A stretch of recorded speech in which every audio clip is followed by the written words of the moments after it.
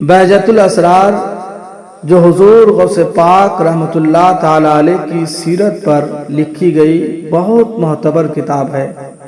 اس میں ہے بغداد شریف کے قبرستان میں ایک قبر تھی، اس کے اندر سے مردے کے چیخنے کی آوازیں آیا کرتی تھی۔ لوگوں کو اس پر تشویش ہوئی، چنانچہ اس واقعے کی خبر شہنشاہ بغداد حضور غوث پاک رحمۃ اللہ تعالی علیہ کو دی گئی تو آپ نے پوچھا، یہ جس کی قبر ہے کیا اسے مجھ سے نسبت ہے؟ عرض کیا گیا، ہمیں علم نہیں۔ پھر پوچھا، کیا وہ میرے اجتماع میں آیا کرتا تھا؟ لوگوں نے اس پر بھی کہا، ہمیں معلوم نہیں۔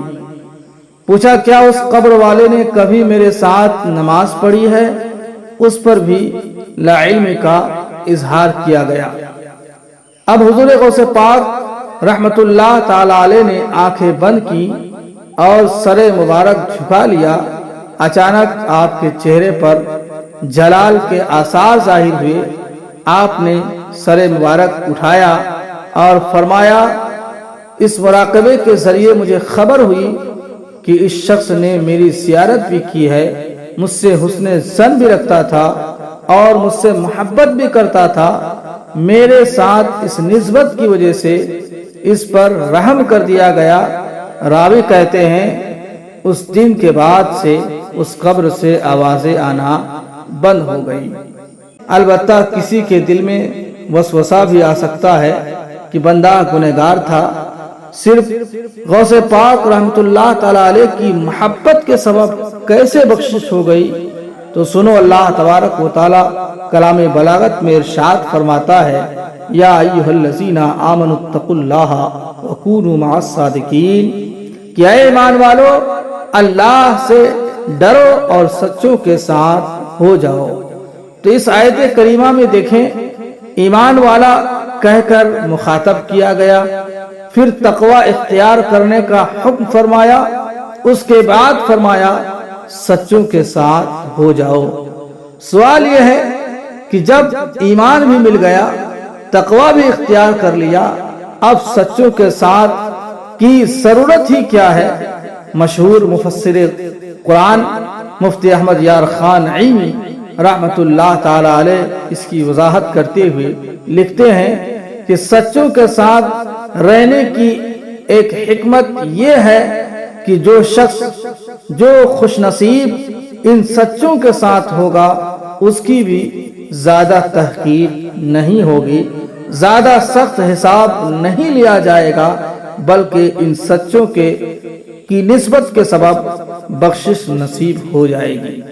صحابی رسول حضرت عبداللہ ابن عباس رضی اللہ تعالی عنہما فرماتے ہیں، ایک دن آقائے دو جہاں صلی اللہ علیہ وسلم حضرت عبداللہ ابن رواحہ رضی اللہ تعالی عنہ کے پاس سے گزرے۔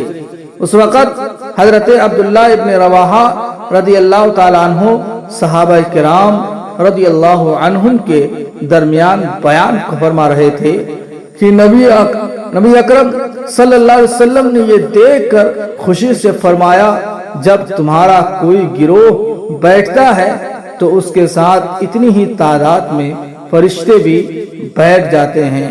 اگر تمہارا گروہ سبحان اللہ کہتا ہے تو فرشتے بھی سبحان اللہ کہتے ہیں۔ اگر تمہارا گروہ الحمدللہ کہتے ہیں تو فرشتے بھی الحمدللہ کہتے ہیں۔ اگر تم اللہ اکبر کہتے ہو تو فرشتے بھی اللہ اکبر کہتے ہیں۔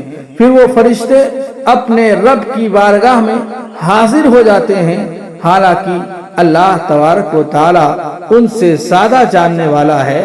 فرشتے عرض کرتے ہیں، اے ہمارے رب، تیرے بندے تیری پاکی بیان کرتے تھے تو ہم نے بھی تیری پاکی بیان کی، انہوں نے تیری بڑائی بیان کی تو ہم نے بھی تیری بڑائی بیان کی، انہوں نے تیری حمد بیان کی تو ہم نے بھی تیری حمد بیان کی۔ اس پر اللہ تبارک و تعالی فرماتا ہے، اے فرشتوں گواہ ہو جاؤ، میں نے انہیں بخش دیا۔ فرشتے عرض کرتے ہیں، ان میں فلاں بندہ بڑا بدکار ہے، اللہ تبارک و تعالی فرماتا ہے وہ ایسی قوم ہے کہ جن کے پاس بیٹھنے والا بھی بدبخت نہیں رہتا. سبحان اللہ. تو جو اللہ تبارک و تعالیٰ کا ذکر کرتے ہیں، نیک کام کرتے ہیں، ذکر و درود کی محفلیں سجاتے ہیں، یہ ایسے بلند رتبہ ہیں کہ ان کے پاس بیٹھنے والا چاہے کتنا ہی گنہگار کیوں نہ ہو اسے بھی بخشش و مغفرت نصیب ہو جاتی ہے. ان کی صحبت میں حاصل ہونے والا بھی محروم اور بدبخت نہیں رہتا. جب یہ ذکر و درود کی محفل سجانے والوں کا رتبہ ہے تو وہ بلند شان والے اولیاء کرام جنہیں صرف دیکھتے ہی رب یاد آ جاتا ہے، ان کی صحبت کا عالم کیا ہوگا. ان کی خدمت میں حاضری دینے والوں ان سے محبت کرنے والوں، ان سے نسبت رکھنے والوں کو کیا کیا برکتیں نصیب ہوتی ہوں گی. اللہ اکبر. اللہ اللہ کیے جانے سے اللہ نہ ملے. اللہ والے ہیں جو اللہ سے ملا دیتے ہیں.